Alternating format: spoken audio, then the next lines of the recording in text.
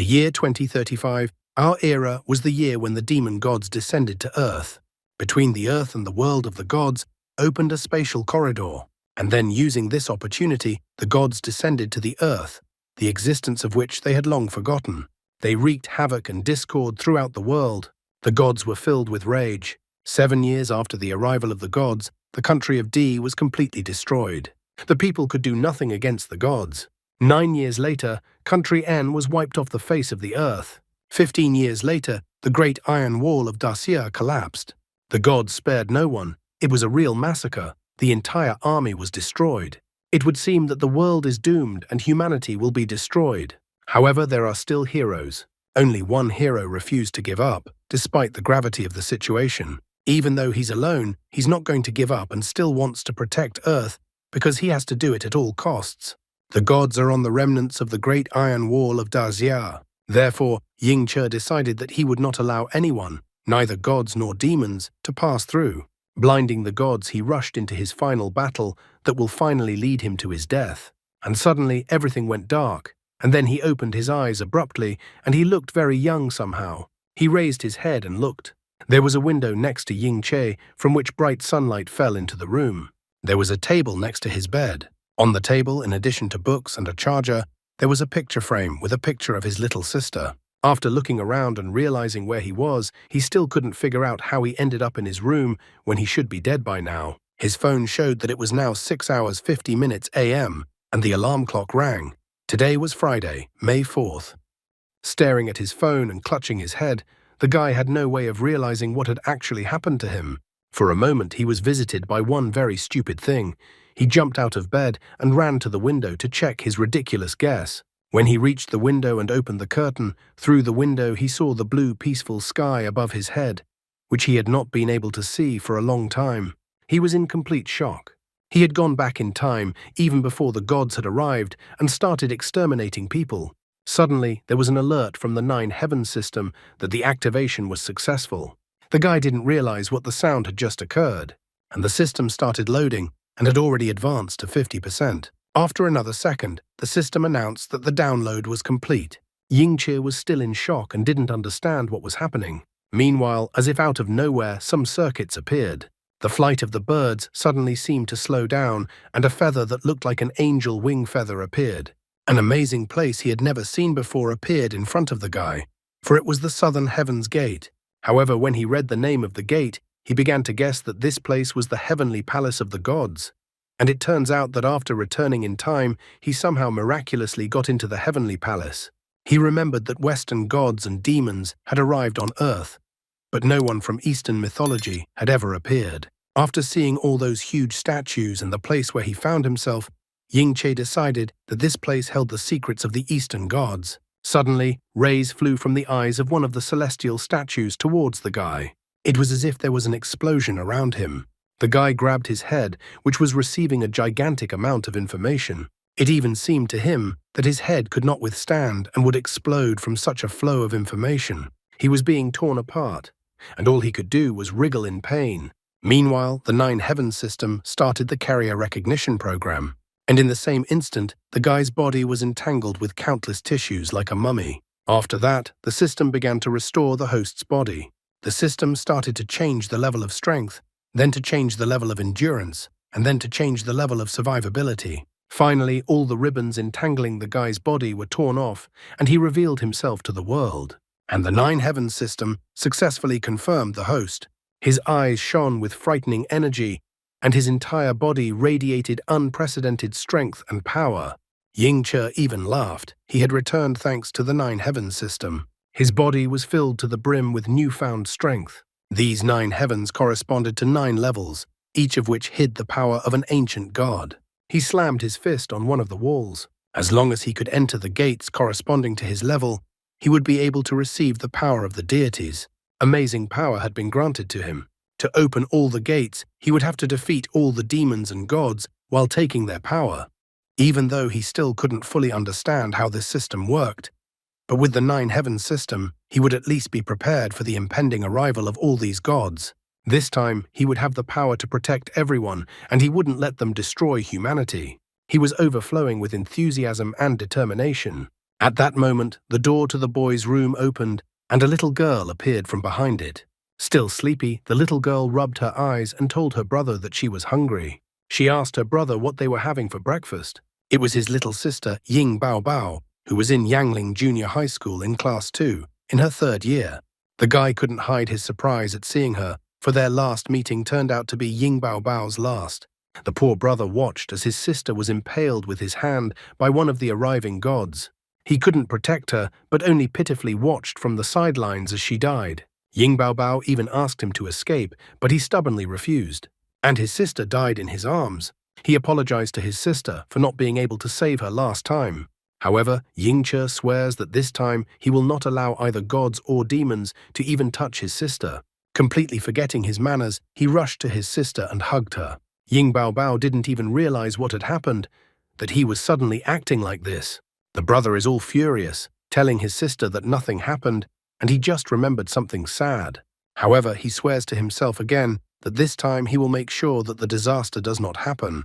His sister seems to realize everything about her brother at once. She realized that he wanted to skip school and could have just told her so. A short time later, the headquarters of the Central Intelligence Agency received a call from an unknown person. The commander was informed that there was an incoming call on line 1. The commander was surprised that there was someone on line 1 calling. He was immediately worried because it was a secure channel, so maybe there was an urgent order from the government. However, a subordinate reported that the caller was coming from the city number of one of the residential areas. Of course, the caller was the protagonist, who at that moment his sister told him that she was going to school, and his brother could stay home today. Army Commander Chang Huchin introduced himself and then demanded that the caller give his name and rank. The kid immediately began by greeting General Chang and also informed him that they were still strangers. However, despite the fact that they are strangers, he asks them to take his words seriously and believe him. He informs that what he tells is worth sending a convoy after him. This seemed to have convinced General Chang, as a short time later, helicopters flew out and the car was also dispatched, and the search began on a large scale. One of the subordinates obtained a pass. At the checkpoint, the agent apologized for such a late visit, but he had notified the necessary people and was granted permission. The guy's neighbors watched as the military arrived right in their yard. The girl even called her mom over to see how many soldiers showed up in their yard. The mother was frightened by such news and immediately ran to the window. She thought that the neighbors had something happened, and what a serious atmosphere is here. Around the military began to gather residents of the nearest houses and tried to find out what was going on in their yard. They were wondering if someone had committed a crime, and Ying Che appeared and asked to be let through. None of the neighbors understood who was in front of them, or if the military had really come for this guy. Some people even thought the guy was a criminal. However, other people parried that by saying that if he was a criminal, he would have escaped long ago. Finally, the chief of all these military men asked the guy if he was Ying Che, and if so, the commander was expecting him. Ying Che confirms with a serious look that it is him, and that from now on, every minute counts, so they need to hurry up. The agent asks the guy to take a seat in the car, and the local girls marvel at the fact of how handsome the guy is. The girls literally fell in love with him, their eyes shining like that. They called the guy a find and a treasure. They didn't even know that there was such a handsome guy living nearby all this time. After getting into the car, Ying Che immediately began to think about what to tell them first. After all, he had so much information. Underground cities, the Great Iron Wall, the army of gods. He has a lot to go on. Fortunately, he was not alone on the battlefield at that time. Therefore, all along the way, he carefully wrote down the information he needed in his notebook. General Chang Huchin at this time also didn't waste any time. He demanded to find all the information about Ying Che. Afterward, he briefly listened to the report. Ying Che is 17 years old, grew up in an orphanage, and currently lives with his sister, Ying Bao Bao. According to the report, Ying Che leads a very normal life, with no hints of mental disorders, and has no ties to crime.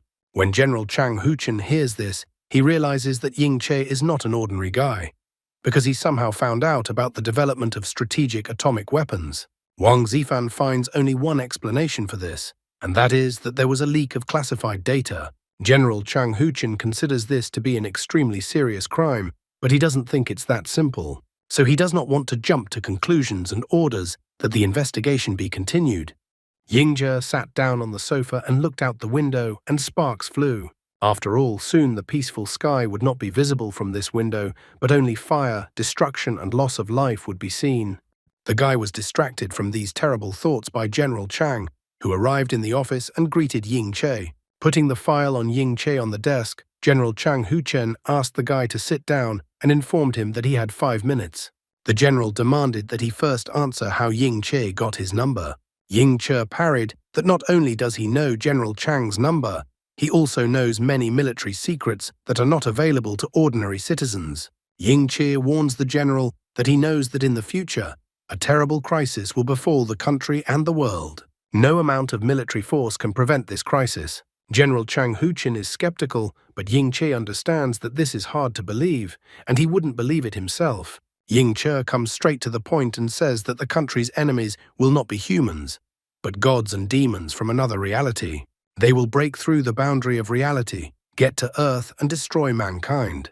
General Chang Huchen is still as skeptical as anyone else in his position. He immediately stops the guy, and if Ying Che came to the general to tell tales, then let him leave his office immediately and not waste his time.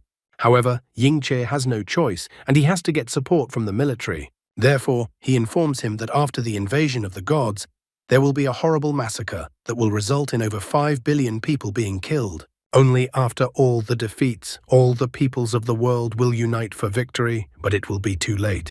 General Chang Huchen still doesn't understand why he should believe some guy. To make a convincing argument and to be believed, he informs him that in a few days there will be a big fire in the eastern part of the city, better known as the Jiangzhou 5/8 incident. If countermeasures are taken, about 200 lives can be saved. In addition, Ying Che took out a notebook from his backpack and handed it to the general, then asked him to send people to the specified place and that they would find evidence of the existence of gods there. In the evening, Ying Che arrived home as if nothing had happened, and he wasn't even detained. Is it because he is 17 years old and underage? His sister was already waiting for her brother at home. While eating chips, she wondered to Ying Che where he was going and why he was gone for so long. She was displeased that she almost starved to death. Ying Che apologizes to his sister. He just had a lot of things to do today, but he had time to stop by the market. He asked his sister to wait a little while he cooked dinner, and he himself was covered in cold sweat. He still couldn't believe everything that had happened to him, so he almost forgot that his sister was waiting for him at home. While preparing dinner, Ying Che was thinking about the fact that the first divine apparition was about 2 months away. If he wanted to protect his sister, he needed to prepare properly. His soup turned out to be quite rich, by the way, and looked appetizing. The system hadn't shown up once since it was activated last time. To open the heaven's gate, the guy would need the power of the demon gods. Killing them in his current position was simply impossible. And without the sword of the god of war, Ying Che is just an ordinary person with knowledge of martial arts. Hence, it seemed like it was time to head over there. The next day, when it was still early morning, he went to his little sister's room. Ying Baobao seemed to be dreaming about how her brother kept feeding her, since she had already said in her dream that she was full and didn't want any more. The silly brother left a note for his little sister, saying that he had to leave on business, that he had arranged with Aunt Zhang, who lives next door, for the aunt to let Ying Baobao come to see her. Ying Che asks that his sister not to worry about him, and that he will return home soon. After a while, Ying Che arrives at the excavation site, which has a sign saying that no outsiders are allowed to enter. However, despite the warnings and fence tapes, Ying Che enters the secret site. The guard who watches over the place, passing by with a flashlight, it seemed that someone was here, but Ying Che has already disappeared from his gaze. Using the flashlight on his phone, Ying Che began to inspect the excavation site. Surprisingly, he got lucky very quickly, as he found what he was looking for, the remains of a demonic god. In his past life, he had accidentally stumbled upon this place, already during the disaster that befell the earth. It was in this pile of bones that he had gained recognition of the sword of the god of war, which allowed him to fight back. Suddenly, the system gave an alert that the presence of demonic energy was detected. Turning around, the guy saw something that shocked him. The system informed him that according to legend, the monster that appeared before him was a beautiful girl who had merged with a poisonous spider during her lifetime, turning into a terrifying banshee spider. An F-level banshee is a crossbreed spider. Ying Qi was extremely unhappy with this information. He didn't understand where the spider had come from. After all, the gods hadn't arrived in this world yet. There was no time to think about it, as the spider creeper attacked and was about to finish the guy off. However, during this attack, Ying Qi managed to grab one of the spider's limbs. Ying Qi seized the moment to counterattack and yanked the limb with force, thus ripping it off. While the spider was screaming in pain, Ying Qi didn't wait for it to regain consciousness and used this torn limb to attack the spider. The skin of this thing is so tough that even the bones of a god can't pierce through it. So he decided to strike at the spider's eye. Ying Qi wanted to find the war god's sword as soon as possible. After hitting the eye, the spider lady let out a deafening howl. Ying Qi asked her not to scream as there were guards present at the secret facility. And he was right, because the people heard someone's voice and realized that an intruder had entered the secret facility. One of them immediately called the headquarters. He reported that an intruder had entered the archaeological site, and then he requested reinforcements from headquarters. Ying Qi, on the other hand, was not having any luck at all at this time. He could be enveloped in a web at any second, and he only managed to dodge it by some miracle. In his previous life, there was no spider in this place. However, the spider was increasingly driving him into a corner, and in this cramped place, there was not enough room for maneuvering. So in another attack of the spider, he blocked with the limb that was still in his hand. As soon as one of the webs sent in his direction met the demonic bone in his hand, Ying Qi learned even sadder news. It turns out that webs even corrode demonic bones. While he was scrutinizing the demonic bone in his hand, the spider woman had already rushed towards him once again. It easily threw Ying Qi into the air and he flew quite high. The landing was quite hard. He fell after hitting a pile of bones. Ying Qi complained that the banshee in front of him was only an F-level banshee before. All he would have needed was one, and he would have been done with her. And now that he had gone back in time, it was as if he had fallen from princes straight into the mud. What a shame for him. But then a sword came into view, which was sticking out of one of the skulls and shining as if to call for him to take it. The system reported that it was a sword without a master. In front of him lay a weapon that had once belonged to the god of war. With the death of the god of war, the weapon lost its master and was sealed away. Despite this, the sword continues to exude demonic energy, infecting everything in the neighborhood, exposing living organisms to the divine foulness. The monster attacks the guy again to finally finish him off. However, the monster fails to do so. Ying Qi manages to dodge, and the impact from the monster only causes a cloud of dust. Jumping out of the dust cloud with his sword, Ying Qi is already excited because now it's his turn to attack the stinky spider. Touching the blade with his hand, Ying Qi commands the sword to recognize him as its master. Suddenly the blade glowed, its energy overflowing and enveloping it. This seemed strange to Ying Qi because he didn't remember the last time the blade had such a violent reaction to its new owner. Suddenly he was in some strange place, and the blade suddenly vaporized right out of his hand. But then from behind him, he heard a voice that said that he had been waiting for Ying Qi for so long. Ying Qi turned around to see who had called him. A stranger of enormous size holding a sword informed him that he was the remnant of the war god's power, his last will. This was all strange to Ying Qi. What does the last will of the god of war mean? There was no such thing last time. The man reported that he didn't have much strength left. If Ying Qi had delayed a little longer and appeared later, the god of war would have finally dissipated. It turned out that in Ying Qi's past life, the moment he found the war god blade was already too late. The spider had undergone sword corruption and turned into a monster. It was no surprise to him then that he didn't encounter the spider here last time. The man showed what the god of war was able to accomplish after a lifetime of training. The god of war had not only studied martial skills or enlightenment, but also a much deeper understanding of the path of martial arts. And the last will of the god of war channeled all this knowledge into a guy. The god of war asks Ying Qi to study hard to master the sword of the god of war. Then Ying Qi will not only be invincible on the battlefield, but will also be able to advance further in learning this art. After returning to reality and stepping on the ground, he realized everything. After returning to this world, Ying Qi did not just obtain a sword, but also inherited the path of the god of war's martial arts. This is even much more interesting for him than last time. As the war god's last will disappeared, Ying Qi asked the war god not to worry, for he was not going to shame the war god. The spider beast attacks Ying Qi again, but this time he is already prepared in the monster's attack. He uses 8 sword techniques and chops up the spider beast, landing epically. The system reported that the banshee spider was defeated, and as a reward, Ying-che receives 1 characteristic point. For killing the demonic entity, Ying-che would receive a corresponding characteristic point, which he could then spend on enhancing his own body's performance until he reached the level of a martial arts god. The system also asked Ying-che to choose the characteristic he wanted to improve. Looking at the system window, Ying-che notices that the system still has more perks. It turns out that for 1 kill, he gets 1 characteristic point. After thinking for a while about what to choose, Ying-che decided to increase agility. The system reported that the dexterity characteristic had been increased. The system also congratulated Ying-che on his first kill and absorbing the demonic power. At this moment, Ying-che was at the first level of the 9 heaven system, Zhongtian, and his progress was 10%. The system said that when the progress reached 100%, Ying-che would be able to enter the Zhongtian level, gaining the power of the Eastern gods.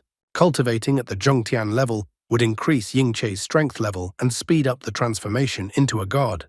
From all of this, Ying-che realized the most important thing: it would be possible to speed up the training. The system still did not calm down and reported that the remnants of the scattered war god's power were found in the air. The blood and bones of the spider god, as well as the demon god, would be used as a repository to reunite its powers and then transform. The transformation was successful, and the system congratulated the host and reported that he had obtained an egg. Would a Pokemon emerge from the egg and Ying-che become a Pokemon trainer? Soon men with flashlights arrived at the scene of the battle. They immediately noticed that something was missing. One of the men immediately radioed headquarters. He made a report to headquarters that the intruder had escaped by stealing the remains in an unexplored area. After a closer look deep inside the cave, the man repeated his report that the bones had been stolen from an unexplored area. There was a small spider left at the site, by the way.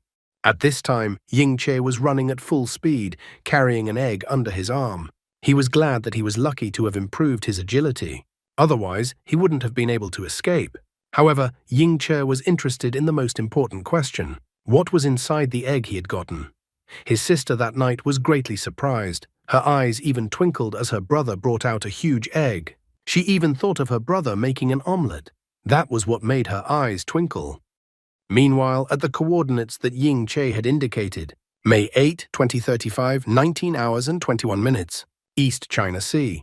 Coordinates, 27 degrees north latitude, 125 degrees east longitude. A giant-sized skull was fished out of the water with chains.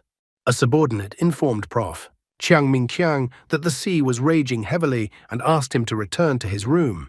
He asked that the professor take care of himself and not catch a cold. After all, the most important thing was the professor's health. However, the professor didn't even listen to him. He was incredibly shocked.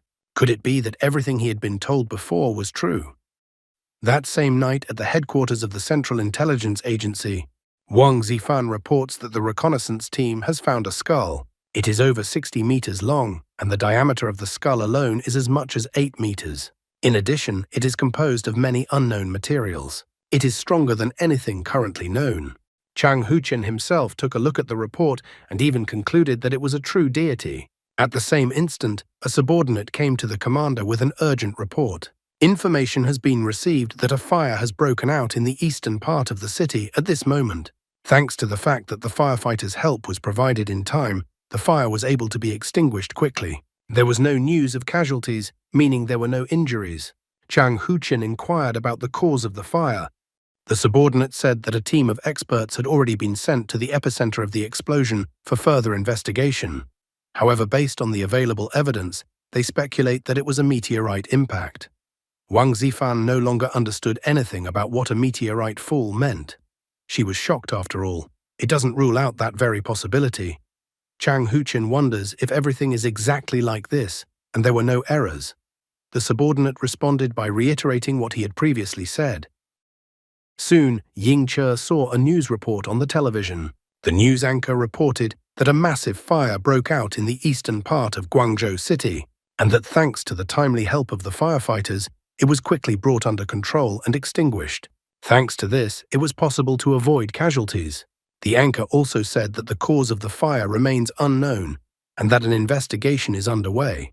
Ying Baobao was already asleep while hugging the giant egg. Yingche pondered on the fact that it looked like he would actually be able to change the past.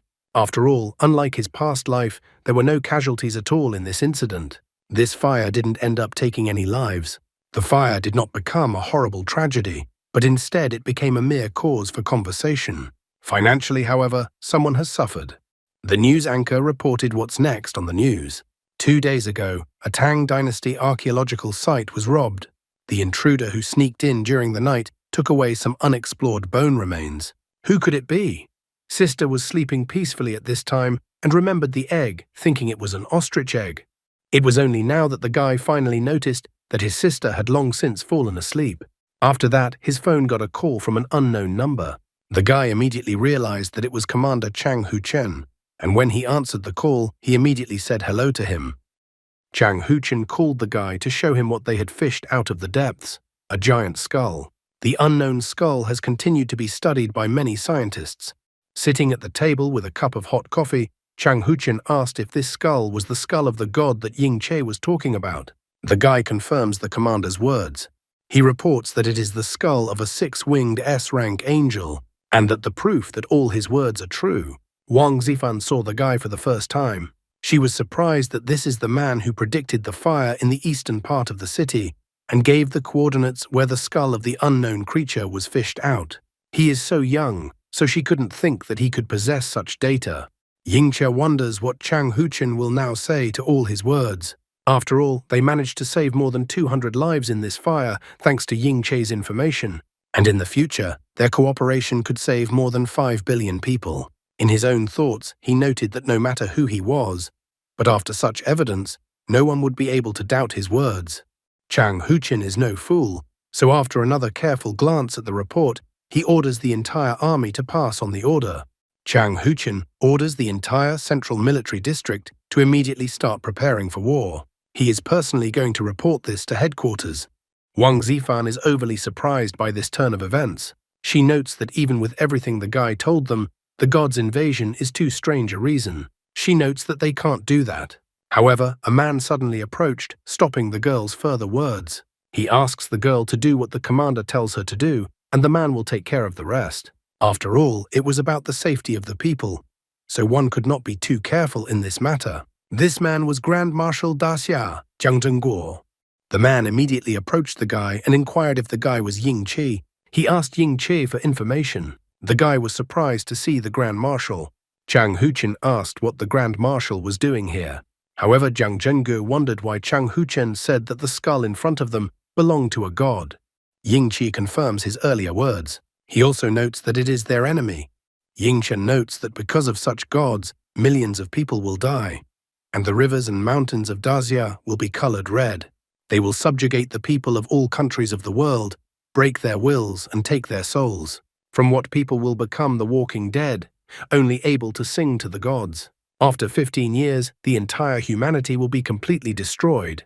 Shang Zhengu wondered that since they had found their skeletons, did it mean that these creatures could be killed? And moreover, since they found the remains, it means that these creatures have already been killed on Earth. Yingche agrees with this assumption. He points out that, for example, this S-rank 6-winged angel was destroyed by Hou Yi 5,000 years ago and fell into the Eastern Sea. Chang Huchen, hearing a familiar name, asked the guy, "Is he talking about Hou Yi, the hero of a famous myth?" He wondered if it was not a myth at all. Yingche confirms the commander's words. After all, most of the myths are just because of the invasion of gods in the past. However, Yingqi notes that there was one particular myth out of all these myths. This myth told that in ancient times, the heavenly gods invaded this world, but were driven out by the eastern gods. The heavenly gods used the faith of the enslaved races as a source of their power. However, the eastern gods were different. After all, they achieved their power through grueling training that perfected their bodies. They themselves had reached the pinnacle and performed great deeds.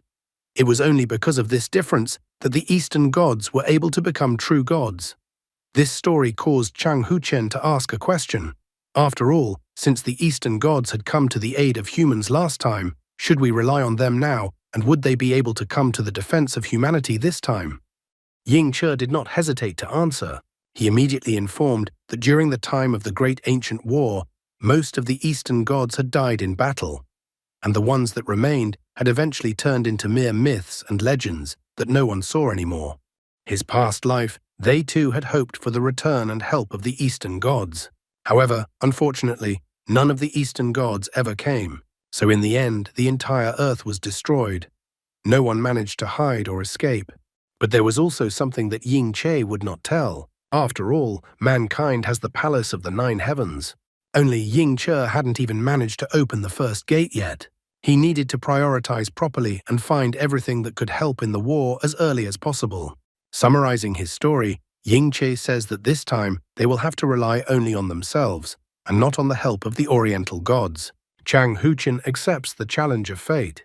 He didn't even think that he would have the opportunity to fight the real gods. Ying Che, meanwhile, took out a map from his backpack. After that, he opened the map and spread it out on the table. After pointing out a spot on the map, Ying Che said that in less than 2 months, Poseidon the sea god would arrive in their world. After that, Poseidon would begin commanding the sea monsters, directing them to fight on the west coast of the America and the eastern Daxia Sea. This war will unfold over the entire Pacific Ocean. Xiong Jingge wonders to the guy, what would be the best thing to do in this situation? Ying Che is not the least bit embarrassed by these questions, because he didn't just come to shout about how everything and everyone is gone and cause decadence. Ying Che informs him that in order to protect the people of Daxia, they should use the time they have to create a line of defense, which will be called the Steel Great Wall. After a while, Ying Che and the others went to the sea. The only thing he could think about was why he chose such a stupid name for such an important conversation. Chang Huchen put his hand on the guy's shoulder and informed him that he had taken care of the school's suspension. Ying Che thanked the commander. Chang Huchen slightly wondered why the guy was so sad. After all, the construction of the Steel Great Wall had already started. In his heart, the guy was only thinking about not letting anyone call this wall that. He even thought that he had only said such a thing because he had recently been reborn, and that was the only reason why such nonsense was coming out of his mouth. Ying Baobao still walked around with a huge egg. She even managed to build a sandcastle. The sister wanted to show her brother her sandcastle. Chang Huchen pointed out that Ying Che has a cute sister. Chang Huchen reminds that it is the brother's responsibility to protect his sister, so the commander wonders what the guy's next move is. Ying Che agrees with this. He points out that the Steel Great Wall is their shield that will protect the entire Chinese nation. However, the enemy cannot be defeated just by having a shield. Ying Che notes that they need weapons to resist the gods, and for that, they need talented people, as well as the strength to resist. Chang Huchen doesn't see this as a problem. They're willing to do whatever is necessary and support the guy with everything he needs. Except the only thing he didn't understand from Ying Che's words, it's what kind of power he has in mind that will help them resist. Then Ying Che tells of the last gift that the Eastern gods have left as a legacy to the humans, something that will become their sword, capable of defeating the gods. While the bird was carrying away the crab, a subordinate suddenly ran out and shouted to the commander that they were in trouble. Chang Huchen wondered why his subordinate was in such a panic and what had happened. Ying Baobao ran up to her brother and grabbed his hand. She was having so much fun. Ying Che asked his sister if she was tired. He didn't expect that his sister was really having fun. He only brought her to this place because she overheard his call on the phone and refused to stay at home. The joyful brother patted his sister on the head and informed his joyful sister that they would be home soon. However, upon hearing the subordinate's report, Chang Huchen was greatly surprised. The commander informed Ying Che that bad news had happened, and Ying Che would not be able to leave this place. As it turned out, a meteorite had struck one of the cities. The team that went to the site to inspect the meteorite impact wore protective suits. When they arrived at the site, they didn't understand why there was no meteorite itself at the site of the meteorite fall. Suddenly, they noticed something, and after their shouting, communication was cut off. The liaison tried to re-establish communication, but all was to no avail. The man had absolutely no idea why the connection was suddenly lost. It was too strange. Soon, Ying Che, bringing the giant egg with him, arrived at the meteorite crash site. The terrain was astonishing in its horror. The police had already managed to fence off the site of the meteorite impact, so outsiders were not allowed in. A man immediately drew his weapon when Ying Che approached the fencing police tape. Ying Che immediately pulled out his pass and informed the man that he was a special agent of Ying Che. He had been sent to investigate the cause of the fire. As soon as the man looked at the document and heard what Ying Che had informed him, he immediately holstered his weapon. After that, the man lifted the yellow police tape, giving Ying Che the opportunity to pass underneath it. And Ying Che inquired if there was any news from the expert group. The man reported that there was no news. He also said that on the night of the accident, the expert team had entered the epicenter area of the explosion and disappeared, and that there is still no news from them. The police and military have since closed off access to the area so that no outsiders would accidentally enter. Ying Che inquired whether it was the meteorite. However, the man pointed out that it was all about the meteor crater. In addition, the expert group had mentioned a monster in their last report. Ying Che even had to ask about the monster, and the man confirmed that after yelling about the monster, communication with the group was lost. Ying Che decides to take a look at the crater. The man even offers to guide him. However, Ying Che refuses and states that he already knows where the crater is. As the man looked at Ying Che as he left, he thought that he was a strange guy who was carrying an egg around with him. Soon, Ying Che arrived at the meteorite impact site. He began to carefully examine the crater. Ying Che remembered the man's words about the monster. The shape of the crater was similar to the impact from the meteorite fall. However, Ying Che did not like the strange odor. Looking at the piece of supposed meteorite, he reached out and grabbed it. It had particles of something on it. Suddenly, the system reported that it had detected a reaction of divine demonic energy. In his past life, the fire that suddenly started had caused a lot of damage. Back then, everyone was busy dealing with the aftermath of the disaster, and no one had even considered that the real cause of the meteorite fall that had occurred was deeper. The disaster seems to have been covered up by interested parties over time. This is the conclusion the guy came to after inspecting the meteorite fall. Suddenly, a giant egg jumped out of his bag. Ying Che didn't expect this at all. Who would expect an egg to suddenly start jumping? The guy didn't think that the egg could jump, and so after coming to his senses, he ran to catch the fleeing egg.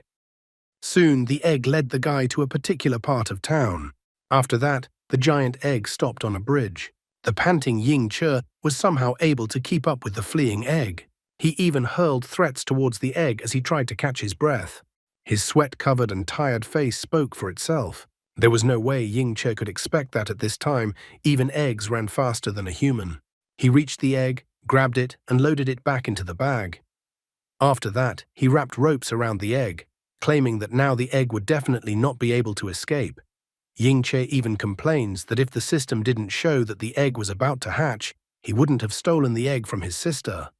However, as it turned out, the egg led Ying Che to this place specifically for a reason, as Ying Che saw a part of the city engulfed in flames. The people in this place were doing their best to restrain the monster. However, the chains had already burned and could not contain the monster. One of the men even told the man in charge to be informed about this. Immediately after saying that, the monster finally broke the chains. The entire area around it turned out to be engulfed in flames. The people here did not spare their lives. Despite the danger, they stood to the last man. They wanted to prevent the monster from passing through at all costs. This monster was a flame skeleton, rank F+. It playfully sent 3 fire attacks towards the people who blocked its path. The girl managed to dodge the attack at the very last second.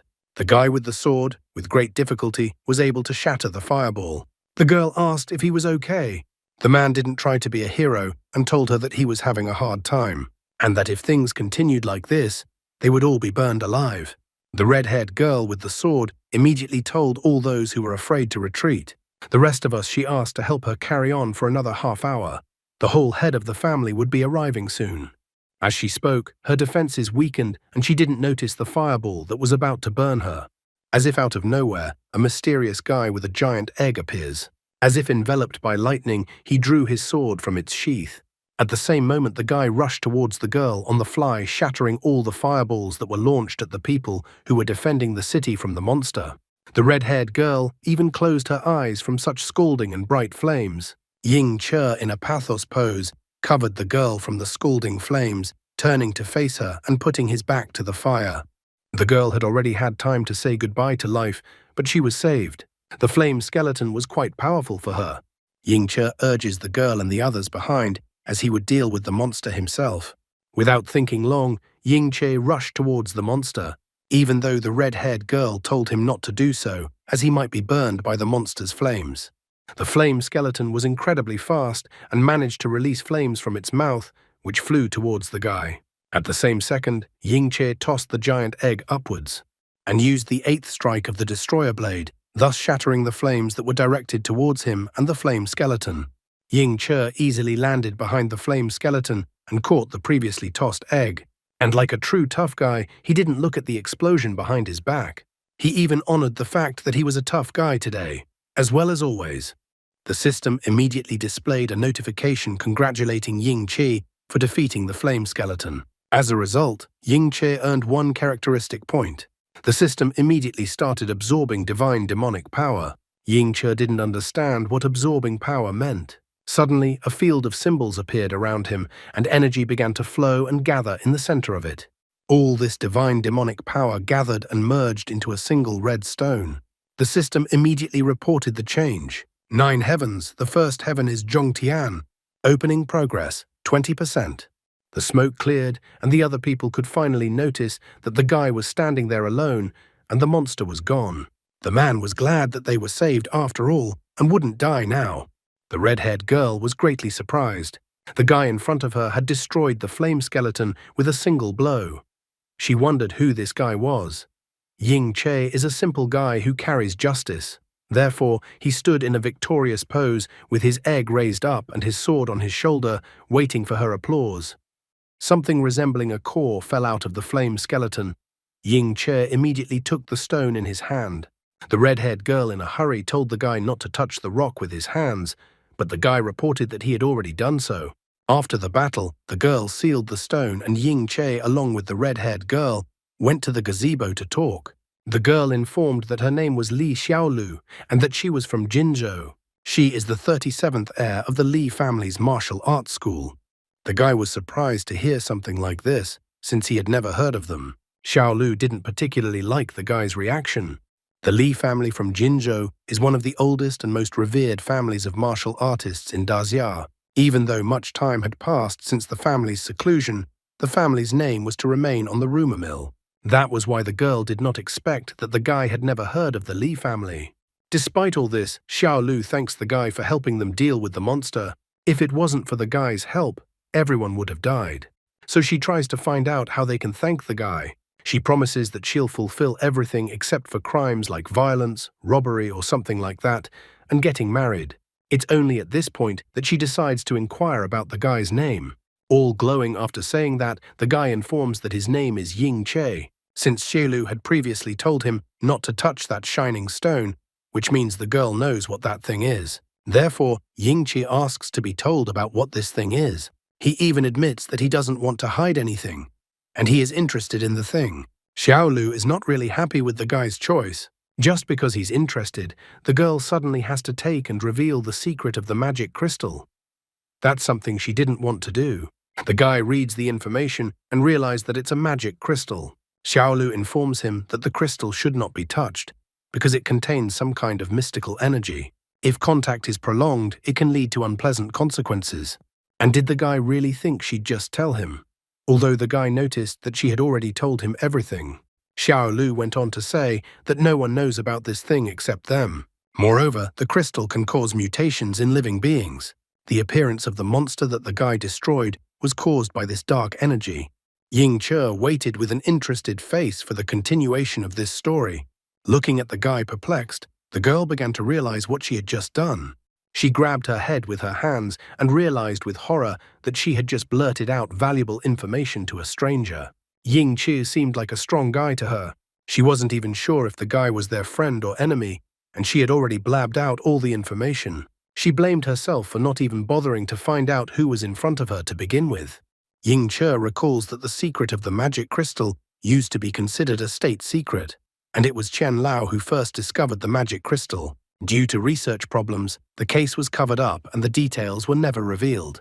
Suddenly, the descendants of an obscure family turn out to know the secret. Xiaolu finally came to her senses, and with a serious face and tone, she asked why the guy appeared in this place. The guy was surprised by this question because it was Xiaolu who brought him to this place, saying that it was uncomfortable to talk there. The girl continues her questioning and corrects the guy's words. After all, she wonders why then at the very last moment, when they no longer had hope, he appeared. Then Ying-che tells her that he saw something burning, so he went to see what was there, and there they were fighting. The girl moved even closer to the guy and immediately clarified that she was asking about who he really was. Ying-che is not hiding here either, and immediately said that he is a special agent sent to this place to investigate the fire. That's why he is here. Xiaolu is surprised to hear about the investigation. He even inquired what was wrong with it. Xiaolu's face was covered in cold sweat, and she was about to say something incoherent. However, at this moment, they were interrupted. Another man appeared, who turned out to be Xiaolu's brother. He was surprised that they had a special agent visiting, and he wasn't even notified. The sister greeted him like a brother with consternation. But the man asked that the girl call him patriarch, when they are not alone together. The girl immediately corrected her mistake. This man turned out to be the patriarch of the Li family, the ancient martial art masters, Li Yunfei. The man immediately admitted that Xiaolu wanted to say that the fire was actually their fault. Xiaolu did not expect such a confession from the patriarch. However, Yunfei informed that they should not hide anything in the presence of a special agent. The patriarch, smiling good-naturedly, noticed that Ying-che had already guessed that Flaming Skeleton was the cause of this fire. That monster was originally a human, but had become infected thanks to the mystical energy associated with the crystal and the ancient artifact. It was after that this human became a monster. Ying-che noticed that they were talking about that mystical energy, and that perhaps it was a divine demonic energy. He remembered that cancer-like creature that was also affected by that energy. If the fire was really caused by the monster, then Ying-che feared that the expert team was definitely not going to survive. Ying-che wondered what kind of ancient artifact caused such a thing. Yunfei did not hide anything this time either, and revealed that this artifact was considered forbidden and had been guarded by martial arts families since ancient times. Over the centuries, this artifact had been passed between families for safekeeping. But Yunfei could not reveal the details to the guy. However, he did reveal that prolonged contact with the artifact leads to contamination. He even mentioned that recently, the infection period was getting shorter and shorter. After hearing the information, Ying-che thought that perhaps this was due to the approaching phenomenon called the God is nearing. Li Yunfei even shared that traditionally, the artifact keeper is changed once a month to avoid contamination. But on the night of May 8th, something strange happened. Although there was still time before the deadline, the keeper was infected and turned into a monster. The newly turned monster was weak but fast. The patriarch was able to contain it, but the monster managed to escape. The man didn't expect the monster to weaken so quickly and fall from a height and thus cause a fire. After catching the monster, Yunfei stepped back for a while. He had no idea that his brief absence would almost turn into another disaster. Ying-che understood what the patriarch wanted to convey to him.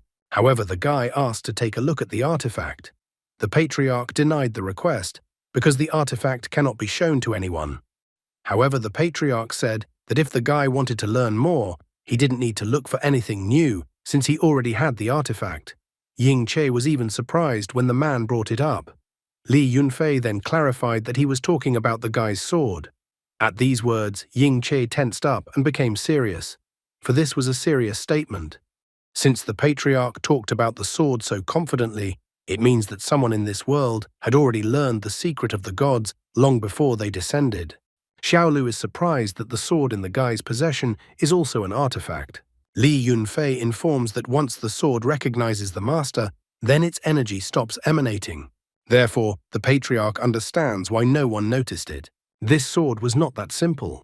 However, Ying-che tries to change the subject and tells us that this sword is a family heirloom. Daxia certainly had family heirlooms, but the guy found this sword recently. Ying-che immediately tries to leave, stating that it's getting dark, and it's time for him to leave, and he has to take the crystal for investigation. The patriarch is fine with the guy taking the crystal. With a strained smile, Yunfei asks the guy to be careful not to turn into a monster. Leaving this strange place, Ying-che notes that this so-called martial arts master family was not as simple as they wanted to appear. Therefore, Ying-che was later going to send people to check on them. After seeing to it that the guy left their territory, Xiaolu returned to the house and activated the secret mechanism by pulling the book. Once inside the hidden place, Xiaolu reports that Ying Che has already left their territory. Li Yunfei is not stupid either and sensed everything at once. Now that the monster is dead, then this matter was over. Therefore, the patriarch commanded that Xiaolu ask everyone to pack up and prepare to leave. He realized that this place was no longer safe since they had exposed themselves, and now they needed a change of location. Late in the afternoon, Ying Che arrived home. He took his sister's diary, in which she described that today was May 10th. The sister wrote in the diary that lately she didn't understand what her brother was doing at all. First, her brother dropped out of school, then he went to the army, she stopped seeing him at home, and last night he stole an egg and left with it. The sister was furious with all this. Finding his sister asleep, he noticed that his sister had fallen asleep while writing a diary entry. Ying Che disappointedly tells his sleeping sister that when the deity appears, he won't always be there to protect her. He wishes his sister could find some artifact like his sword, so his sister could stand up for herself. While his sister was sleeping, she had some strange dream. In the center of her dream was a book that was most likely an artifact from the patriarch's family. Sister didn't realize what kind of book it was. I wonder what kind of power Ying Che's sister possessed. The guy himself went to watch TV, in which for some regular drama, in which the guy wondered if the girl could love him more. Ying Che didn't really listen to what was on TV, he was thinking about today. He was sure that someone in this world already knew the secret of the gods. As he looked at his sword, he pondered on what the Li family was hiding. He remembered the patriarch's words that if a guy wanted to know more, he didn't need to look for anything new, because he already had the artifact. While the third guy came on TV already and asked for the girl's love, the sister woke up. She was wiping her sleepy eyes. Ying Che asks her why she woke up and if it was because of the volume of the TV. However, the sister denies it because it's about something else. The girl wonders where the egg that her brother stole is. The brother immediately reveals that the egg is fine and shows it off. At that moment, he noticed something strange. The crystal suddenly shrank. The guy couldn't believe it. At the same second, his sister called her brother a little frightened, because as it turned out, the egg had hatched. The brother was surprised by this, and at that moment someone fell out of the hands of the surprised sister holding the giant egg. From that moment on, a week passed. All that week, the military and scientists had been working to secure the country. Huge columns were made. A subordinate ran up to the commander and asked permission to report. 100,701 huge steel pins were installed. Chang Huchen was happy to hear such news, but they needed to speed up the pace of work. The subordinate understood the given order. The creature that hatched from the egg was very picky about food and wouldn't eat anything but magic crystals. It was finally reported that the Steel Great Wall Coastal Defense Project had made significant progress. The subordinate reports that according to the conceptual design proposed by Comrade Ying Che, construction has now begun on 720 key areas on the coastal line, and given the current pace, they expected the final phase of construction to be completed in at least 50 days. Ying Che ran his hand across his forehead from the fact that he was like an idiot calling the project by such a horrible name as Steel Great Wall. 20,000 kilometers long, 300 meters high at sea level, and 500 meters wide at the base, the steel barrier will abut the coast and cover all the sea frontiers. Chang Huchen is as surprised as anyone else. After all, this miracle project will take just over 50 days from design to construction. He thought it was something incredible. A subordinate notes that Ying Che's Steel Great Wall blueprint was highly praised even by the director of the Academy of Sciences. They considered the guy to be a true genius. However, Ying Che notes that the blueprint is just a paper version, but the realization of the project depends on the hard work of the builders. Ying Che was not a modest guy, but he actually saw the blueprint in his past life, so it wasn't even his idea. In the most difficult times of Ying Che's past life, the scientists led by Chiang Min-kiang stood up for humanity. Under the threat of riots and disasters, they had completed the steel wall project in 7 sleepless nights. In the end, he was just someone who handed over this project from the future and accidentally changed the name of the wall. However, not everyone was happy with what was happening. One man felt that something had been overlooked. This was the official Han Sanjin.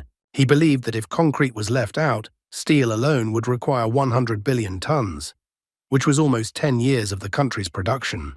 If their enemy was a sea deity, then he suggested completely abandoning the coastal areas and completely shortening the defense line. Commander Chang Huchen did not tolerate such remarks, and in one easy move, he knocked out the official's teeth. The official didn't understand why he was being treated like this. After all, he had only suggested an idea. Chang Huchen put a weapon to the official's forehead and informed him that the enemy should not get a single piece of their land. If they confront the sea deity, they will lose the coastal lands. Then what should they do next? The commander tells the official to get out of his sight before he is fed lead. Yingche tries to defuse the situation and asks the commander not to get so heated. A subordinate reports that the resources the commander asked to find for Yingche have been found. They can take Yingche with them for inspection. The subordinate even gives Yingche a light elbow strike with his elbow, hinting that they need to leave. Yingche also confirms that he wants to check things out. In his thoughts, he only notes that it is not for nothing that the commander spent many years on the battlefields defending Daxia.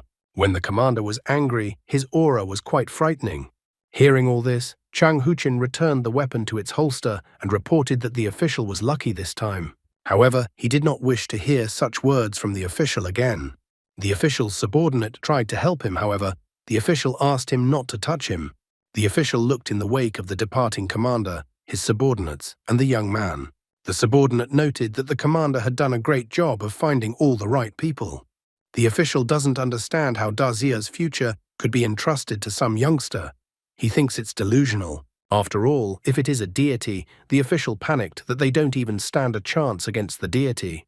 After that, the official became angry. He immediately told his subordinate that he agreed to meet with those who claimed to be able to contact deities and asked for his meeting.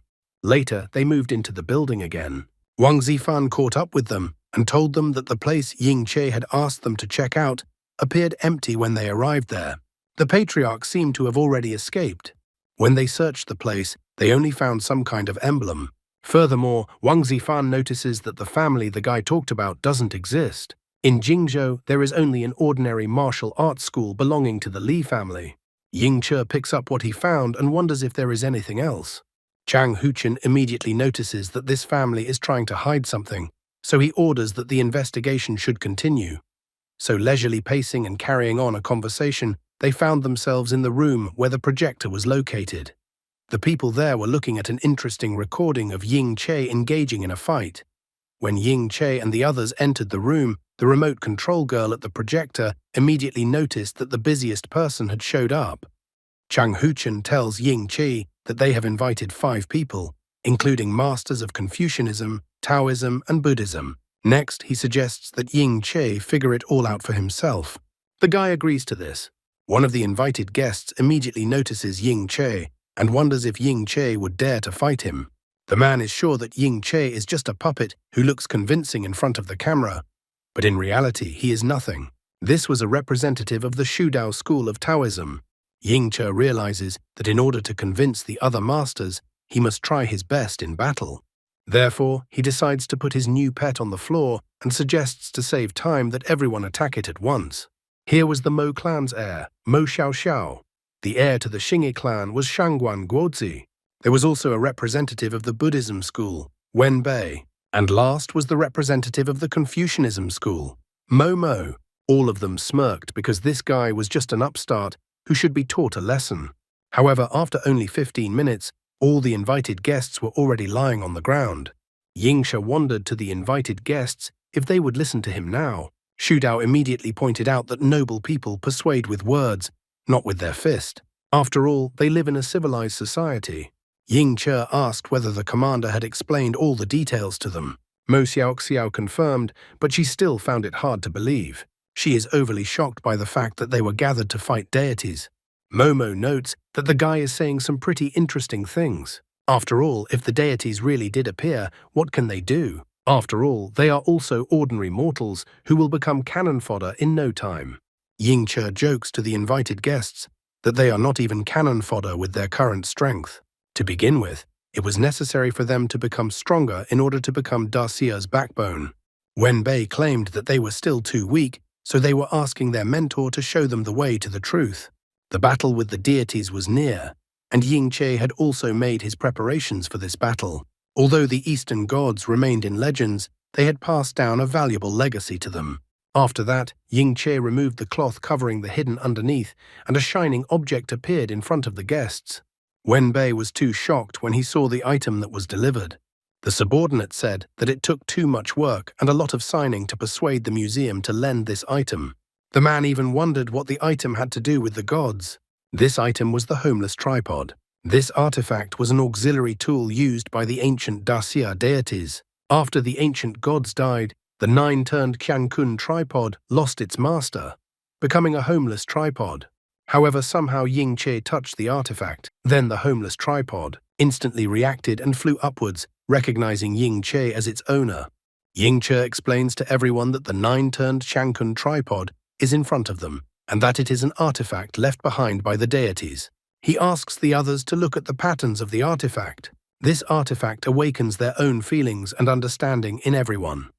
Mo Xiaoxiao was immediately surprised, for she noticed that she actually felt something.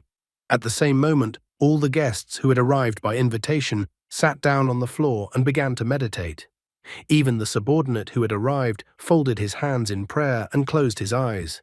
Ying Che was greatly surprised that even the subordinate commander suddenly started practicing. Ying Che didn't stand there for a long time and just observe. Instead, like the other people who were here, he crouched down on the floor, folded his hands and started meditating next to the artifact.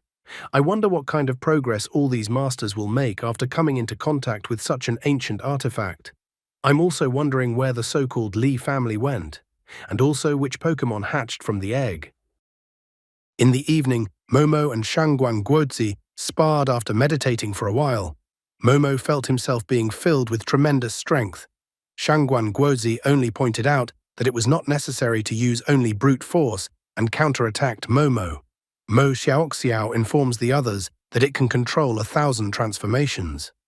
The thing can take any shape at the girl's will. She even gives the shape of the thing's heart.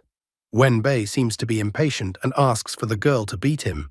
He asks the girl to do so because he feels that his body has become incredibly strong at the moment. Xu Dao also gained unprecedented power and used the great heavenly dragon power. Everything around the guy flew into the air. The realization of how the power within him felt now came to him. Momo once again asks to fight another 200. His opponent even thought that Momo was trying to scare him.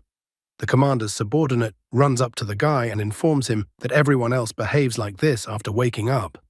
Ying Che understands, because after receiving the signature techniques from the artifact, everyone is feeling a little excited. The commander's subordinate wonders how the guy knew that tripod has such amazing properties. The commander's subordinate even noticed himself that he felt his physical abilities improved. He wondered if the other artifacts from the museum could create something similar. He was even willing to take these artifacts from the museum. However, Ying Che notices that probably not everyone is capable of such a thing. The commander's subordinate had most likely said his assumption in jest, but he was now surprised when his assumption turned out to be partially correct. In Ying Che's past life, the nine-turned Qiankun tripod stood behind a display case in a museum for a long time without anyone knowing its purpose. Only when the War of the Gods broke out, those who learned of what the nine-turned Qiankun tripod could do immediately handed it over to the state to strengthen the combat power of the special god fighter squad. The commander's subordinate looked at the guy with astonishment. He even thought that the guy in front of him was a reborn deity. It all seemed like some kind of dream to him. Ying Che noted that the nine-turned Qiankun tripod could not be returned to the museum yet. The War of the Gods was rapidly approaching. If they wanted to protect their land, they needed to train hard and improve. Ying Che asked for a man's help in this not easy task. Later, Ying Che was going to talk to the commander to make the training harder for everyone, because right now they had no chance of winning against the real gods. The commander's subordinate understood everything and was going to help the guy in everything. Ying Che managed to recall another important piece of information. There were 2 more artifacts in the world that would help increase strength and speed up the refinement process besides the nine-turned Qiankun tripod. One of these artifacts was the Chaos Pearl from Vientiane. The location of the pearl was unknown at the moment. The pearl was constantly changing hands, and each time its appearance was accompanied by bloody carnage. The second artifact was the yin-yang mirror from Kunlun. The mirror had been hiding amongst the Kunlun mountains all this time. In the guy's past life, after the destruction of the Kunlun Mountains by the deities, there was a landslide and the hidden ruins of Kunlun were discovered. However, even now, even though the lad knew where the mirror was, it was impossible to find it and take it away. In the evening of the same day, the sister was still as if in a trance and saw a glowing book in front of her.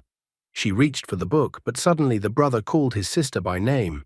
It turned out that the girl could have fallen off the table, but her brother caught her in time. The brother reminded the girl that it was not allowed and that it was dangerous. The sister complained that what was in front of her had disappeared again. The brother wondered what his sister was talking about. Bao Bao looks all around for the object and doesn't realize if it was all a dream. The sister tells him that she has been dreaming about a book lately. However, the foolish brother only remarks that his sister has a love for learning so much that she already sees books in her dreams. So he recommends that his sister start by eating. Turning on the TV, the brother and sister discover that the Sun Wukong movie is on again. The sister takes a burger and takes a bite, wondering what her brother has been up to lately, as she has noticed that her brother has been coming home late every day. Ying Che notes that he can't do otherwise, as the War of the Gods is about to begin. Suddenly, the movie was interrupted by breaking news. As the announcer reported, a government official was speaking at an urgent United Nations meeting. All the cameras were pointed at a man who was choosing the right words for such an announcement. A man on behalf of the state warned all the countries of the world that the earth was about to be taken over by the gods. People with great potential could comprehend the unity of all souls technique given by the 9-turned Chankun tripod. In the guy's past life, this ability was called the God Annihilation Technique. Ying Che did not get up from his seat and heard people nearby buying youtiao. Also, someone was buying a glass of soy milk. The God Annihilation power from the refinement of the technique circulated through his veins, strengthening his body. He was able to strengthen his senses. The guy could now hear sounds up to 1 kilometer away. He realized that if he continued to improve, he could not only improve his hearing and vision, but also become incredibly fast and strong, as well as create weapons. In addition to this, one could gain many other abilities. He needed to push his body and divine power to the limit until the moment when the descending of the gods began, so that he could surpass the gods and destroy them. Suddenly, he heard his sister calling him. Blood flowed from his ears, for his sister was too close to him as he focused all his attention on the sounds. Bao Bao came in to tell her brother that her aunt who sells fish had given her 2 tickets to the amusement park, and her sister wanted to go there for sure. The guy was surprised and disappointed in himself. Too focused on the sounds in the distance, he missed the sounds that were near him. The brother refused his sister's request as he needed to continue his training. The sister with burning eyes begged her brother to go along with her just this once. Under the pressure of his sister's shining eyes, the guy gave in after all and agreed to go with her and visit the rides. The sister was overjoyed that she had won and they would go to the rides. Ying Che asked his sister for the tickets to see where the amusement park was. Only now the sister saw that her brother was bleeding from his ears and was worried about her brother. Mo Xiaoxiao put on her normal clothes and was already waiting for her brother and sister outside the amusement park. She even notices that the guy is already late. Ying Che notes that he was late for a reason, as he had to borrow clothes from the commander. The guy looked as strange as possible in his new clothes and new look. He noticed that the ticket said that only parents could enter, so he called Mo Xiaoxiao to pretend to be Bao Bao's mom. Bao Bao is happy to see her new mom. Mo Xiaoxiao is puzzled that the guy seems to have absolutely no idea what parents should look like. At the same time, at the amusement park, someone is looking at the visitors. They notice people on the Ferris wheel with Spirit Energy 4 and Spirit Energy 6. Dressed in a frog costume, the stranger complains that he has not yet been able to find an object with Spirit Energy 10. His accomplice has also failed to locate anyone. Suddenly, the blue-tie frog spotted a family where the father had Spirit Energy 10, the mother had Spirit Energy 8, and the daughter had Spirit Energy 8. The frog with the blue band around his neck was immediately excited about his find. The frog was happy that it had found an object suitable to be sacrificed for a god. At this intense attention to him, the guy looked in the direction of the frog watching him. Mo Xiaoxiao noticed the changes in the guy's mood and reaction and became agitated, but the guy reassured her. Later, he asked Mo Xiaoxiao to look after Bao Bao while he was going to go to the restroom. After going to the restroom, the guy took out a pillow that simulated his big belly as he was incredibly hot. As soon as he stepped out of the restroom stall, a frog with a pink bandage around his neck immediately appeared in front of him. After making sure that the guy was really the one they wanted, the frog with the blue neckband attacked the guy with a stun gun. Ying Che immediately fell to the restroom floor, causing the frogs to bewilder him. While Bao Bao was drawing her brother in the sand with a stick, Mo Xiaoxiao received a message on her phone. After reading the message that was sent to her, the girl was incredibly surprised. The guy was reached by the chatter of the others about how their leader was able to make time, despite his busy schedule, to come. The unknown person guaranteed that this was no ordinary performance and that the executive would not regret coming today. The unknown man asked how much more time there was before the performance started. Then the man in the plague doctor's mask ordered the victim to be brought out for public viewing. The frogs understood the message and started rolling the guy out on a cart. Ying Che felt that the voices seemed suspiciously familiar to him. After that, the frogs escorted the guy out and sat him on a chair. Then, the man in the plague doctor mask announced to everyone present that he was starting the ritual of summoning a god. The plague doctor thrust his hand out and began to recite the invocation. That he saw the Lord sitting on a high throne, and that the Lord's robes were descending, covering the entire temple. Beside the Lord stood the seraphim, and each had 6 wings. That with 2 wings they covered their faces, with 2 their feet, and with 2 they flew, calling out to one another. Blood began to envelop the entire space around the guy. As a result of the call that the man with the plague doctor's mask made, a C-rank 2-winged seraphim appeared in front of the audience. Everyone present was shocked by the performance they saw, as the summoned creature appeared under the rays of light like a god. The rich people, who hid their faces under masks, were completely shocked because they realized that God really exists. The plague doctor informs all the rich people that when a victim gives his life to the god, he can appear on earth. He informs that the more sacrifices, the longer the god can stay on earth. The official, who thinks no one recognized him, wonders if another god can be summoned. The plague doctor remarks that such a thing is possible, as no god compares to the one they worship. The official is incredibly excited because he thought he could summon the sea deity.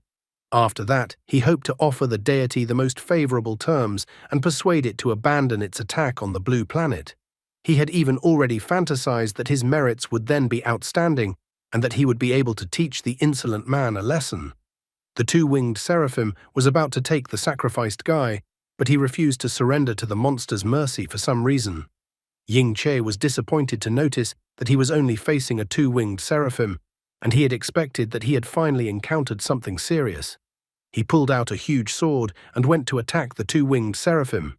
The official was disappointed that once again the guy was in his way. He immediately decided to run away from this place. After all, they couldn't be allowed to be discovered. Meanwhile, Mo Xiaoxiao, together with Bao Bao, cycled to the geo position that Ying Che had indicated, and they had almost reached the place. Mo Xiaoxiao didn't understand why Ying Che had sent her this message so suddenly. At the same moment, an official in a car passed the girl on a bicycle. Ying Che didn't waste any time either. He used a sword technique on the monster, God-killing strike, and chopped the monster in front of him with lightning speed. The guy even complains that the monster in front of him was so weak. He notes for all the hooded heretics that their god is gone, and notes that the man with the plague doctor mask is next in line. However, the man threw off his robes, and in fact there was a monster lurking underneath the clothes all along. He became furious that the guy dared to interfere with him. He declared that he would massacre the guy right away. The other accomplices also took off their clothes, and they were all monsters. The monster who thought he was great used the angel spear ability to destroy the guy. However, Ying Che easily broke the spear launched at him and destroyed the monsters approaching him with lightning speed. Just at this time, Mo Xiaoxiao and Bao Bao arrived at the designated place on a bicycle. Suddenly, they noticed that Ying Che was carrying out the bodies of the monsters he had destroyed. The guy even inquired why they had come to this place.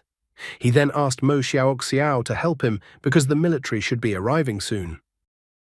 Soon, the entire place was fenced off and the military wouldn't let anyone through. The people who were crowding around were wondering what had happened in such a place. They wondered if someone was using the abandoned theater as a secret place for gambling. However, they soon saw a cage that contained a monster that seemed to still be alive. Soon they arrived at the base, where the commander was already waiting for them. He asked if he heard correctly that the monsters he was seeing were originally human. Ying Che remarks that this is the case. Humans were originally exposed to divine or demonic energy. The guy reckoned that somewhere there is a secret organization that performs rituals to summon the gods. Chang Huchen tiredly remarks that it looks like the guy will have to work harder and harder. He even asked for the guy to get some equipment. The guy wondered what else the commander was up to, and the guy was brought the records of the God-Killer army. On May 19th, the formation of the first unit of the Killer Gods army began. Everyone was even given special badges. May 23rd was declared as the official day of the creation of the Killer Gods army. All recruits were required to take a military oath. They swore to obey orders, remain loyal to their duties, and strictly abide by discipline. They swore to destroy the invading gods to protect the future of Daxia. On May 24th, Wang Zifan informed Ying Che that they had managed to find a clue about what he was looking for. Soon, the guide traveled to the right place. The old man complained that the place used to be a great tourist spot, but after the landslide that happened a few years ago, anyone who swims up to the center of the lake faces trouble. After punching a guy's ticket, he notices that even while standing in this place, he can always hear singing coming from the other side of the lake. The old man remarks that the locals say that the lake is cursed. The guy is perplexed and asks what cursed means. The old man only sadly remarks that it is cursed, and that despite this, nothing stops the tourists and they come to this place every year. Tourists travel thousands of kilometers away from home to see the cursed lake and hear the mysterious singing. After that, the old man asked the guy to get on the boat. Ying Che keeps wondering why the old man is letting him pass so easily if this place is so dangerous. However, the old man suddenly asks the guy not to be afraid. As his story is just a joke, he asks the guy to relax because as long as they don't approach the center of the lake, they'll be fine. The old man even hopes that the guy will enjoy the lake tour, though he said it with a rather scary look.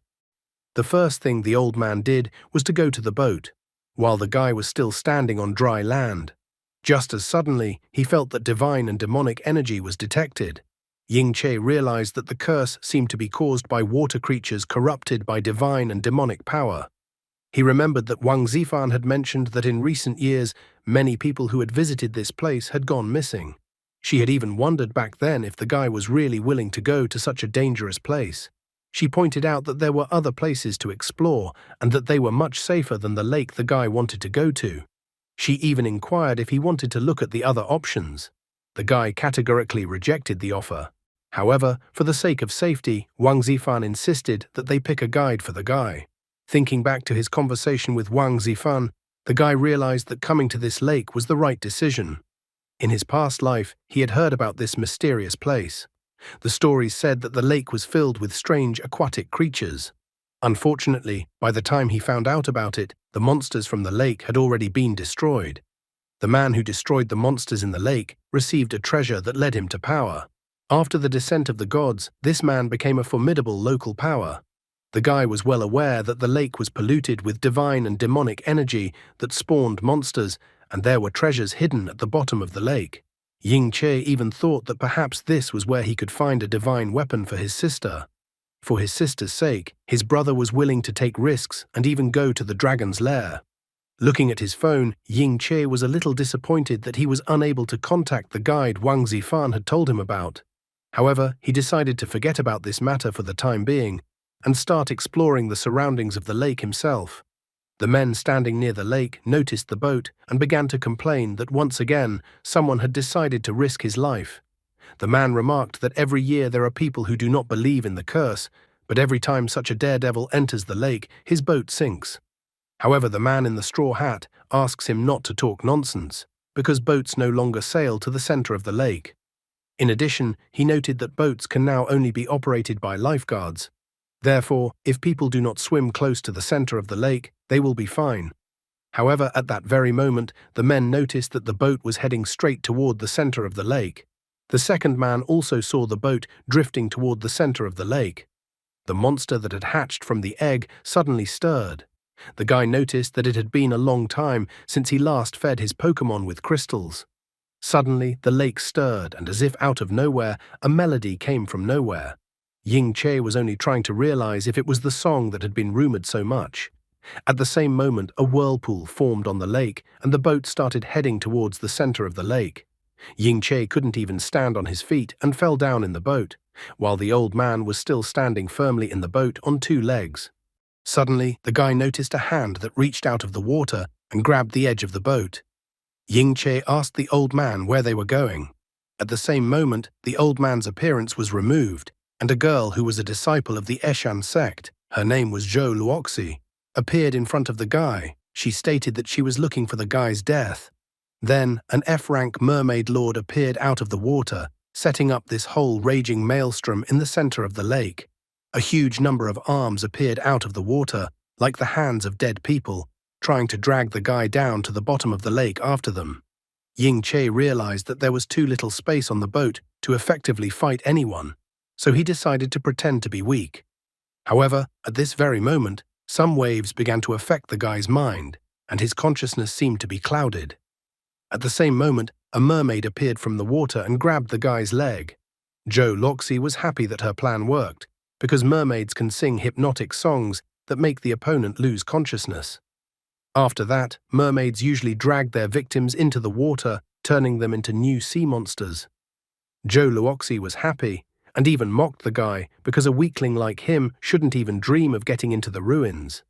The girl was going to quickly finish the guy off. However, all of this only caused the guy to smile, and he easily tossed aside both the mermaid that clung to his leg and the girl. Zhou Luoxi flew back into the arms of the other mermaid from this blow. The mermaid didn't waste any time and enclosed Zhou Luoxi in her arms as if trying to strangle her. Ying Che meanwhile easily chopped the mermaid that was previously clawing at his leg. The system immediately informed him that he had received one characteristic point for successfully killing the mermaid. The system also congratulated the guy because this was the first time he had gotten rid of a mermaid and had successfully absorbed divine and demonic energy as a result. As a result, in the Nine Heavens system, his progress of opening the first heaven, Zhongtian, became 50%. Ying Che was happy that even such small monsters could bring him extra points. Zhou Luoxi was already on the verge of being strangled by the mermaid, and at the same moment she used her secret weapon, which resulted in her launching a terrifying sound. Even the Pokémon that was behind the guy hid deeper into his backpack as he couldn't stand that horrible sound. In the same instant, all the mermaids got away from the ship and escaped to the bottom of the lake, leaving Zhou Luoxi and Ying Che alone. This secret weapon should interest the guy, for in it could be hiding the salvation of mankind. Zhou Luoxi even started to praise the guy, that the guy had at least some skills instead of being completely useless. Ying Che wondered what kind of girl appeared before him and what she needed. The girl said that her name was Zhou Luoxi, and that Wang Zifan had already told him about her because she was the guide she would accompany him on his trip to the lake. Ying Che became furious that the girl was the designated guide, but why was she trying to kill him? The girl started making ridiculous excuses that she wasn't going to kill the guy. She was going to stop at the last moment, and that it was all to test the guy's resilience. Zhou Luoxi wanted to make sure that she could trust a guy with her life. Ying Che didn't really believe the girl's words. Then she made innocent eyes, informing him that you don't get to know someone better until you fight them. By the time the mermaids had already left, the girl as a guide was going to continue their journey. However, as soon as she said that, then by a strange coincidence, one of the mermaids jumped out from behind and tried to attack them, but the guy lightning fast pulled out a blade and chopped the mermaid. The system, as usual, reported again that he had received one characteristic point for destroying the mermaid. Zhou Luoxi was very surprised by the sudden appearance of the mermaid, for she absolutely did not expect the mermaid to attack her again. Ying Che decided to show who was boss by telling the girl that if she wanted to test him again, she would end up just like the mermaids that attacked them. The girl even thought the guy was so petty and vindictive. 20 minutes later, they arrived at the shore by boat. Zhou Luoxi said that a divine altar was hidden in this place. Many years ago, after a landslide, the altar was connected to the lake through an underwater cave. So after preparing her scuba gear and changing her clothes, she informed him that they needed to dive into the cave to reach the altar where the treasure was hidden. The guy was curious as to why the girl hadn't appropriated all the treasure for herself. The girl made no secret of it, explaining that with a helper like Ying Che, she would have a better chance of success. She wasn't stupid and understood perfectly well that going there alone was too dangerous. Besides, she believed that working as a team was much easier. After that, they dove into the water where the girl followed the plan. They chased the mermaids away, so it was calm and safe underwater. Then once they were to swim through the cave, there was to be an altar right behind it. After a while, they surfaced swimming to the altar. When they reached the altar, the guy immediately recognized it. It was the Nua altar. Nua, also read Nugua, is a mother goddess, culture hero and/or member of the three sovereigns of Chinese mythology. She is a goddess in Chinese folk religion, Chinese Buddhism, Confucianism, and Taoism. She is credited with creating humanity and repairing the Pillar of Heaven. Zhou Luoxi didn't wait and immediately started to open the chest with the gold inside. Ying Che was wary. He was surprised that the system did not react in any way to the opening of the chest. He even thought that it was just gold in front of him, and he couldn't find any artifacts on this trip. I realize it's the end of the world, but why is the poor guy not interested in gold at all? Even now, with the support of the government, he doesn't have an endless budget. Zhou Luoxi also wondered why the guy was just standing around and not collecting gold bars. Ying Che had to admit that gold bars were not what he went to this place for. The girl couldn't understand a guy who would just give up on treasures like this. Since he was refusing, the girl decided that they should leave this place as soon as possible, as the mermaids might return soon. However, at that moment, the monster that was previously hiding in one of the buildings appeared in front of them. An E-ranked monster, Medusa, who had some sort of artifact in her hands, walked out towards them. Zhou Luoxi was incredibly frightened, as they had failed to escape undetected, and now they might have to escape as quickly as possible and leave the treasure in this place. The system reported that in Medusa's hands was the ownerless lamp, which was once a Baolian artifact that was used by the ancient deity of Daxia for both offense and defense. After the deity's death, the lamp went into a dormant state, becoming an ownerless lamp. Ying Che was incredibly excited when he saw the artifact in Medusa's hands, for it was exactly what he was looking for on this journey. Suddenly, a giant-sized waterspout formed in the still calm lake. Even the monster that had hatched from the egg and was left on the shore paid attention to the waterspout. In the center of the waterspout, Ying Che was jumping around Medusa in an attempt to reach her with his sword. However, all he did was complain that Medusa was too high up, and he couldn't reach her. He didn't understand when Medusa learned to fly at all. Zhou Luoxi was angry at the guy for thinking something completely different. She brought it to his attention that after his actions, they were now falling from a great height. However, they were saved at the very last moment when an egg monster appeared in front of them and they fell on top of it. The guy was surprised that Dandan could grow to such a size, so also learned to fly. The girl in the background, on the other hand, was incredibly scared that she had just almost died. Ying Che asked Dandan what species he belonged to, but the monster couldn't speak properly. Suddenly, the girl felt a bag behind her back. She was incredibly relieved that the treasure was still with her and decided that they needed to leave this place immediately. The guy thought it was a good suggestion, for at that moment the monster's giant tentacles came out of the water. The monster used its tentacles to completely twist Dandan, restraining his movements. Ying Che reacted with lightning speed, cutting all of the monster's tentacles with his sword. Then he ordered Dandan to carry the girl to the shore. In the next instant, the guy jumped off Dandan under the shocked gaze of the girl and Dandan. Zhou Luoxi even thought that the guy was definitely sick of living if he did something like this. In a second, the guy found himself entangled in the monster's tentacles. And Zhou Luoxi and Dandan went in a completely different direction. In this way, it was as if the guy had covered them from the enemy. As soon as they reached the shore, Dandan instantly returned to his usual form, and Zhou Luoxi only had to watch from the shore to see what the monster would do to the guy. The monster didn't wait long and pulled the captured guy to the bottom of the lake. At the bottom of the lake was a monster with F-rank tentacles, also known as King Namu Tree. As soon as the monster lowered the captured guy to the bottom of the lake, its 4 eyes immediately opened. The monster eyed the captured prey with suspicion. However, at this moment, Ying Che used a chopping sword strike and shattered its cocoon. After breaking out of the cocoon, he destroyed the King Namu Tree with swift chopping sword attacks. The system immediately reported that for successfully destroying his King Namu Tree, he received 1 characteristic point. In addition, the system also congratulated the guy for destroying King Namu Tree for the first time. The guy had successfully absorbed divine and demonic energy.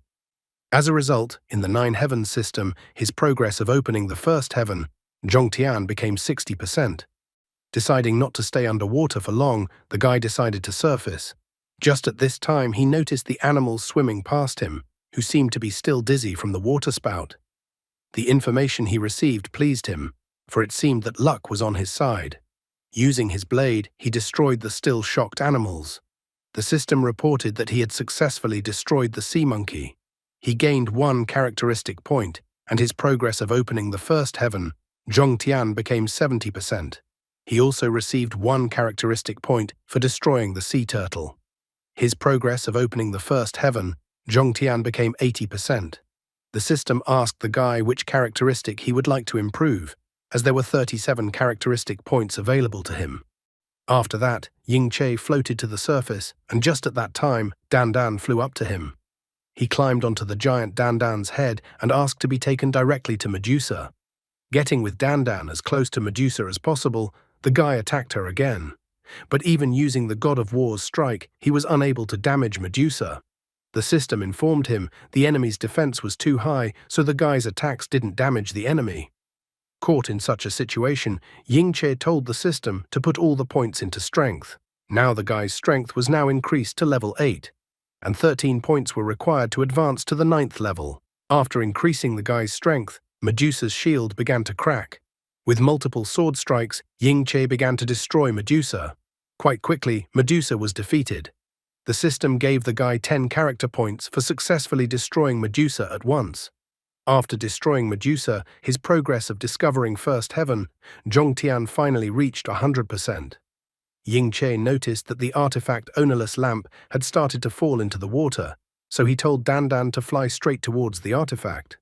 At great speed, holding the sword in his teeth, he was able to catch the artifact. However, it seems that because he caught the artifact at high speed, the artifact started to crack and collapsed right in his hands. The guy was shocked that such a hard-earned artifact was so easily destroyed.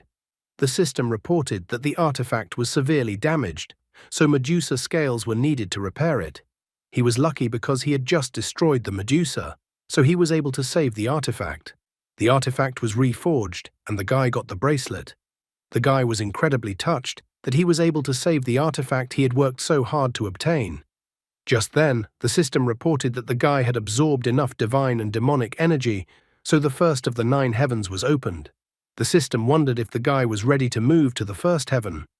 However, at this point, someone started to resent the guy's actions, so he had to turn his attention to the stranger. The old man wondered what the girl was doing in the center of the lake and why she had abandoned the boat there. So the girl asked the old man for forgiveness. The old man didn't see how apologizing could help. Besides, if simple apologies worked, then they wouldn't need the police then. The girl had told him that she wanted an internship and that she could work for free. That was the only reason the old man had let her try, but the girl had pulled a stunt like that on the first day. He was unhappy that the girl drowned the passenger and told her to immediately hurry up and fetch the passenger. However, at this moment, Ying Che appeared and asked the old man if he was the one they were talking about.